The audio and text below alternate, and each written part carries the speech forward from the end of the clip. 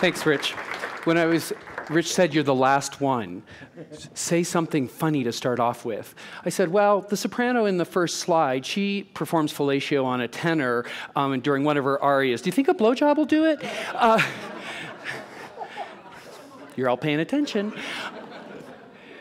The real reason why I put this was not for the cheap sex joke. The real reason why this picture is here is because Powder Her Face was a real landing point in our story of transformation. This is a very important, transcendent, contemporary work that was performed outside the large opera house as part of a chamber series we inaugurated 5 years ago to full houses, fully supported, and was, by all accounts, one of our great artistic achievements.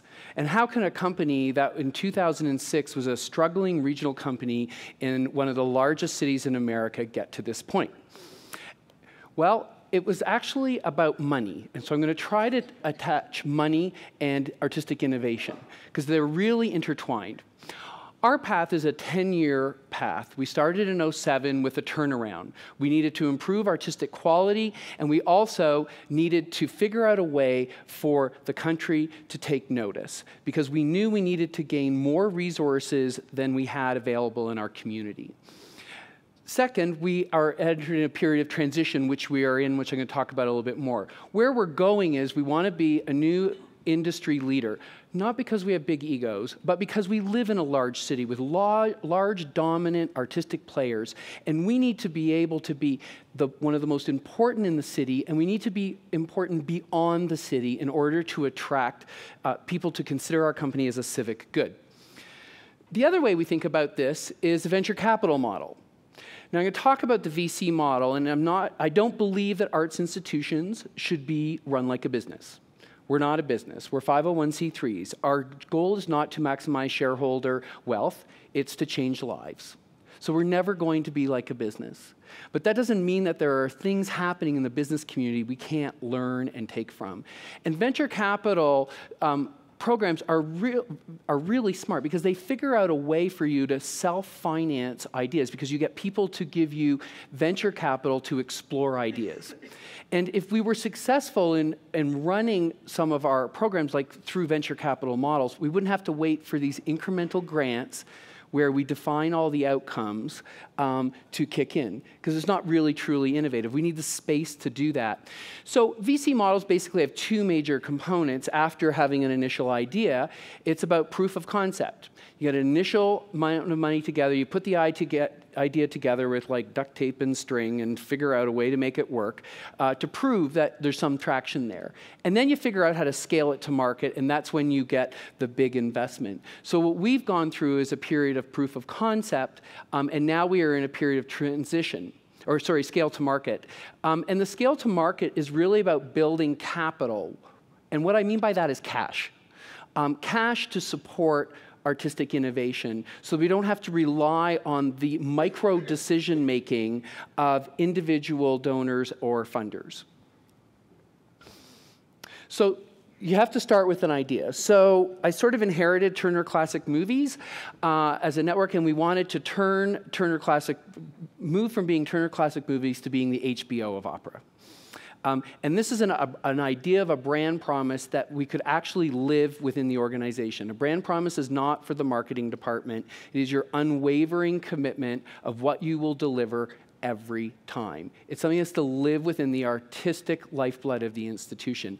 And so we would have planning meetings, and you get a proposal about how there's some very efficient and quasi-nice, beautiful production of La Boheme that we can rent from somewhere. And the first question is, would HBO do that? HBO, because we want to be genre defining, because we want to engage people and challenge people. And so that became a mantra in the organization. As we started developing and trying to think about how we could be influential and innovative, so to be HBO, we had to innovate. We had to be genre defining in what we were doing. To do that, we would gain influence and we would need influence at the same time. So it's not about making an organization bigger. It's not about market share. The large organizations in town, they can have the network television analogy. They can be CBS, et cetera. We cared about influence. But the one thing we learned very carefully is that working capital is the absolute necessary piece for innovation. That if you don't have free cash to invest in ideas, you're never truly going to get into an innovative wheelhouse. So problem, we don't have any working capital. Bigger problem, nothing's happening without working capital. So what do? So what we started doing is forgetting about the profit and loss statement. And we actually suspended conversations about budgeting. Because budgeting is about security. But profit and loss statement is about breaking even. It's not about developing resources for artistic purpose. So, oh, and I forgot to mention, can I go back on this thing? Yeah. Little fact, the Great Recession happened like 1 year into the 10-year plan. So there really wasn't any money, as we all know. So what we decided to do when the recession hit halfway in 08, we became very concerned that we wouldn't have the capital to invest in future artistic projects. So we escrowed our subscription money. Now, most organizations, performing arts organizations, are on a treadmill. We spend the subscription money when it comes in, and it somehow magically cash flow catches up with it in the year that the people actually gave us the money for. That created a $1 million cash crisis. We needed to raise $1 million in 6 weeks if we escrowed the money. We went ahead and did it because we felt that there was if we didn't raise that $1 million, we wouldn't actually be able to deliver the season that we had committed to. So we went to our board, who was already fully committed, and said, if you can come up with $500,000 in 3 weeks in cash, we think we can get it matched in the community. Sound like a plan? And they said yes. And then we started beating the bushes, and we got $500,000 in cash in 3 weeks. And we went to a major family in the city, and they matched it with $500,000. Now, the other fact is we'd had a deficit of $1 million, an accumulated deficit of $1 million. So essentially, we fixed the cash situation. We got rid of the debt because now we had $1 million surplus that year, right? And every funder in the country was thinking we were doing really great practices because we were escrowing our money.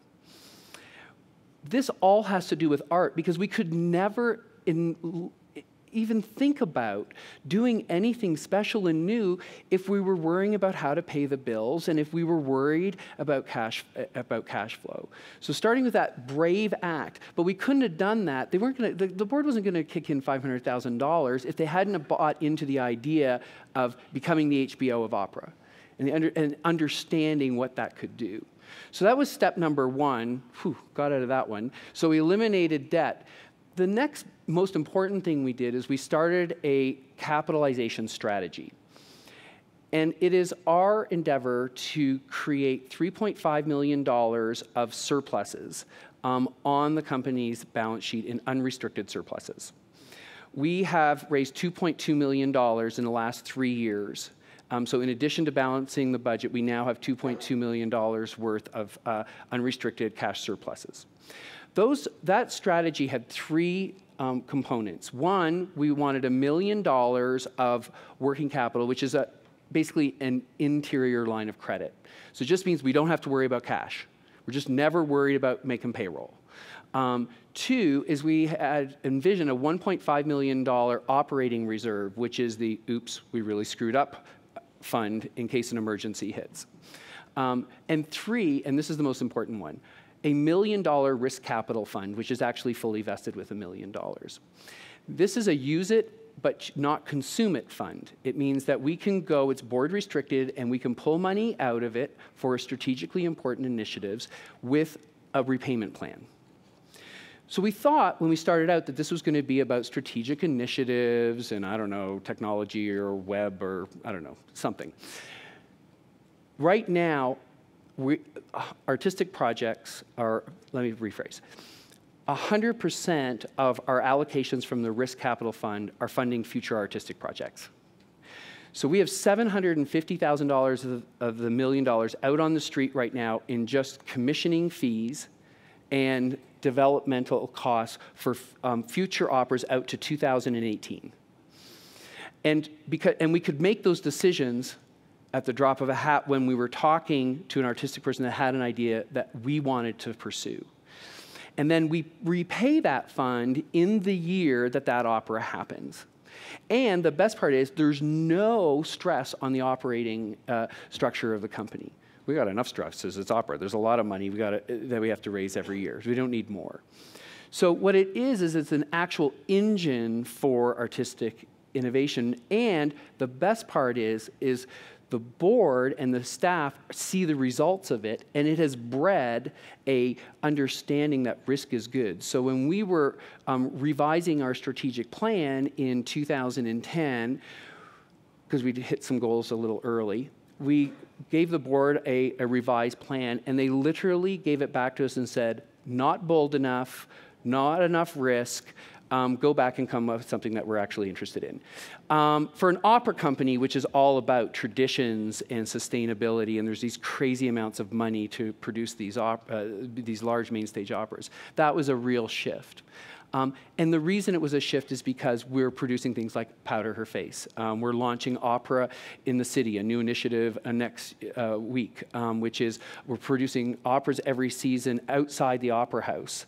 By works that are better served outside theater spaces.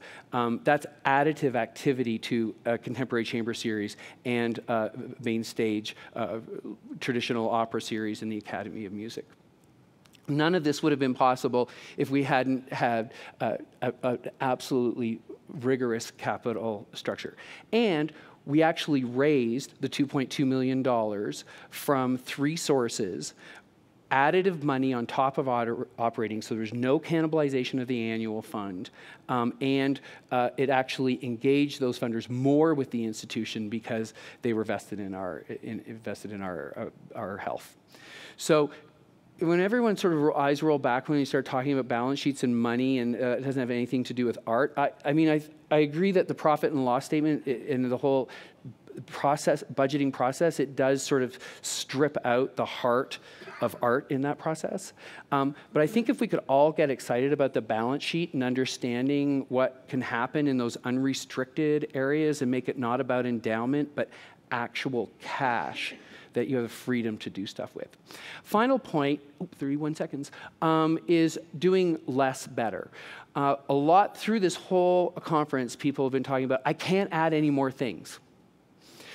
So what we did was we did a brave, active, constructive destruction. What we did was we took an entire opera out of the main opera house and we canceled it. We just stopped producing it. We literally took the sacrificial cow or however that goes and just slayed it. And so we went from doing 4 operas in the main house to 3, and then we started introducing all this other stream of programming because it created bandwidth. That was, when we first did that, literally people in the industry, and we were saying, well, you're just becoming less. And it was a hard thing to fight, but we actually were becoming more. And we were actually staying true to what we wanted to become in terms of actually creating an innovative wheelhouse and being able to build influence that was going to attract further working capital to help us do what we were doing. So, sex jokes aside, that was really what I wanted to share with you today in terms of hanging out with the balance sheet. It really has ended up making great art. Last season, we had the pleasure of working with Minnesota Opera for Silent Night, which won the Pulitzer Prize. Full houses on our main stage, and we haven't stopped. So thank you, and I thank you for living through the 27 lectures, and I didn't see anyone fall asleep. Thanks.